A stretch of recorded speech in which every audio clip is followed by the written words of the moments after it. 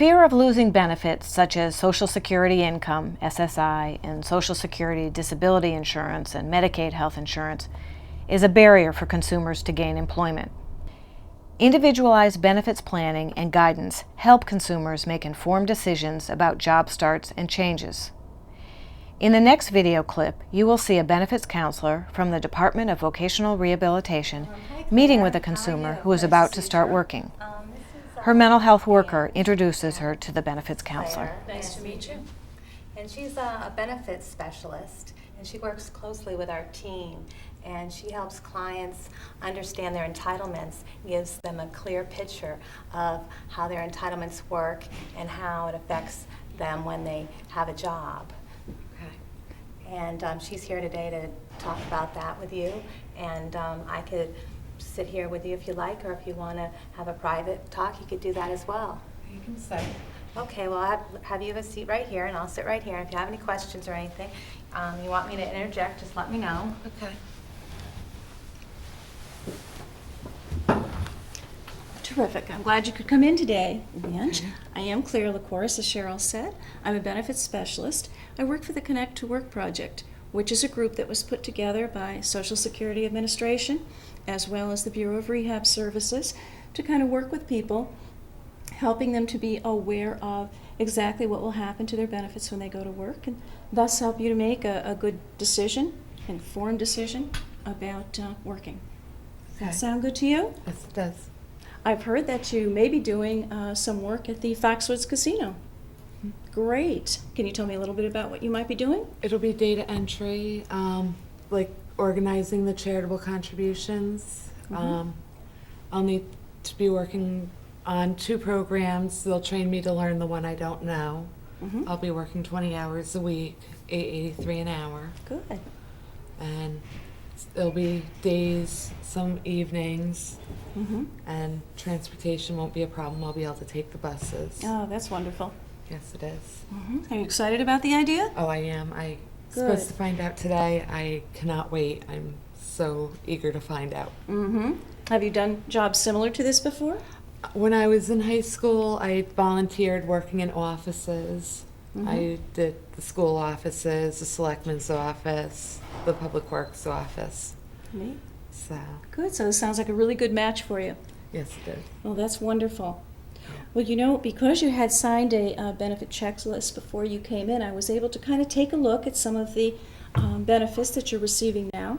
And I see that you're receiving Social Security disability insurance, also known as SSDI, of $981 a month. Is that right? Correct. And I can see that you also have Medicaid and Medicare. Yep. Okay.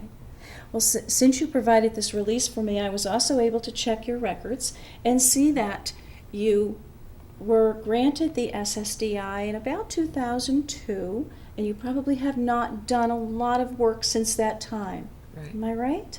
Okay, so this will be a nice change for you and something new to be returning to the workforce. Yes. Good. I thought it might be important then for us to kind of take a look at exactly what will happen to your benefits when you do go to work. Okay. Okay? You mentioned that Foxwoods would like you to work 20 hours a week, $8.83 per hour. Correct. Okay, let's see what that would be in a month's time. Oops, and that would kind of help us to think about how it will affect your SSDI. Okay. Working 20 hours a week times $8.83 an hour is going to give you, let's see, work this out, $759 a month.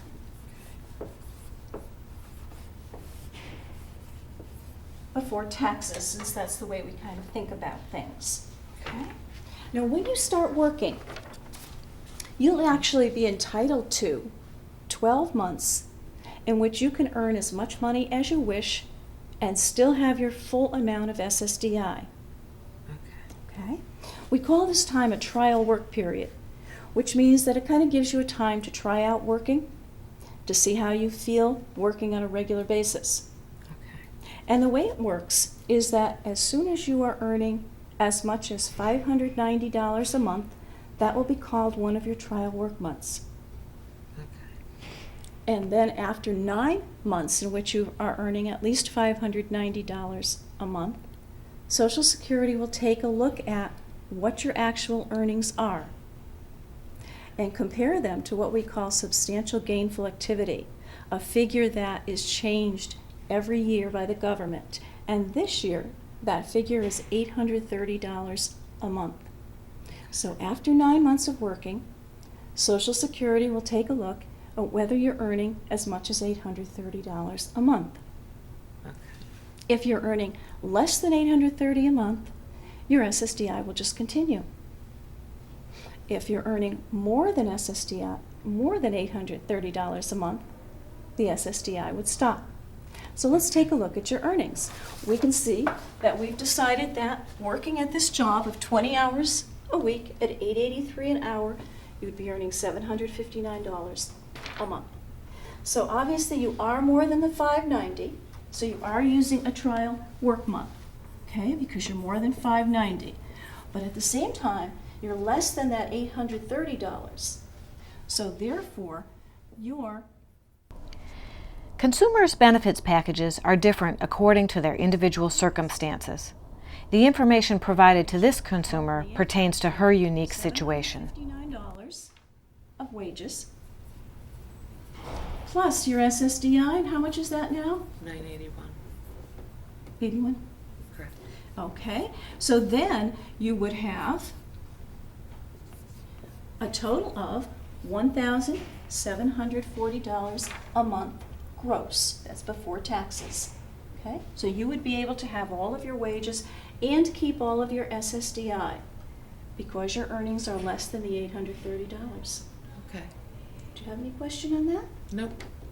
Okay, Cheryl? Did a very good job. Yeah. So do you think it might be a good idea to try working? Yes. It wouldn't hurt you any if you wanted to try this. If by any chance it didn't work out, nothing changes for you. Okay? Sometimes, after people have worked for a while, they're enjoying the job, they're doing well, you might find that Foxwood says, you know, Evange, we'd really like you to work 30 hours a week.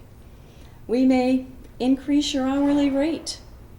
And if they do, then we need to just figure things out again. Let's just pretend that they did do that, okay? And it's kind of just jumping ahead a little bit, just to give you an idea of how the whole process works. I think that when you start the job, this will be just fine for you. I think you'll be comfortable getting your 20 hours and starting your part-time job and getting your feet wet again and going back to the job that you liked before. And you'll obviously be increasing the amount of money that you have coming in each month. But let's say in the future you do decide to go 30 hours. All right? Let's try that. What would happen if you were to work more hours? I bet you're also interested in wondering about the impact on your health benefits. Yes. Okay, you mentioned that you have Medicare right now. Yeah. Okay, and do you have a red, white, and blue? The key elements for benefits counseling are: set up a system for accessing benefits counseling for people who are considering employment. People need good information to make decisions about working and the number of weekly hours they want to work. Set up training for the employment staff and practitioners to learn about benefits and work incentives. Staff should have accurate basic information. The rules and regulations regarding benefits can be complicated and confusing. Repeat the staff training regularly to help staff members stay up to date and to inform new staff members. Set up forums for families to learn about benefits and working. Read the Social Security Administration Red Book that can be found online and use it as a resource and guide. Educate consumers about submitting work payment stubs to the Social Security office. Provide them with form letters and support to report regularly.